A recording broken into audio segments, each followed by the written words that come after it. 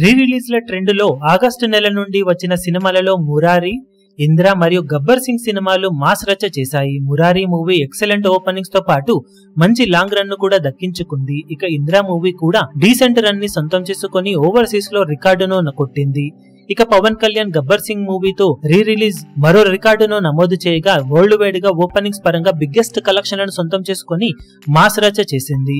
టాలీవుడ్ లో రీ రిలీజ్ల పరంగా ఈ సినిమా తెలుగు రాష్ట్రాలలో ముఖ్యంగా ఆంధ్ర సీడెడ్లలో కొత్త రికార్డులను నమోదు చేయగా కర్ణాటక, రెస్ట్ ఆఫ్ ఇండియాలో కూడా మరోసారి కొత్త రికార్డును నమోదు చేసింది. ఓవర్సీస్ లో ఓవరాల్ గా సాలిడ్ కలెక్షన్ అందుకున్న ఈ సినిమా నైజాం లో మాత్రం ఓవరాల్ గా కొంచెం అండర్ పర్ఫార్మ్ చేసింది.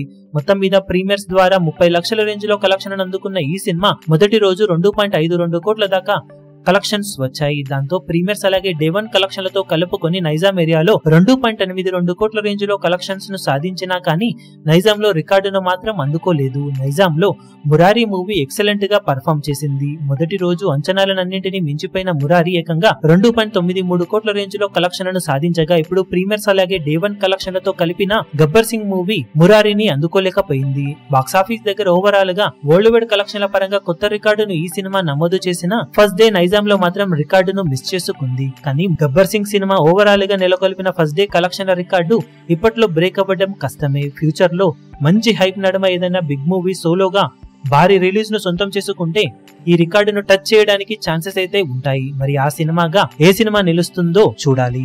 ఈ వీడియో మీకు నచ్చినట్లయితే లైక్ చేయండి, షేర్ చేయండి, ఛానల్ ను సబ్స్క్రైబ్ చేయడం మాత్రం మరవకండి. ఏ చిన్న అప్డేట్ ను మిస్ అవ్వకూడదు అనుకుంటే బెల్ ఐకాన్ ను ప్రెస్ చేయండి.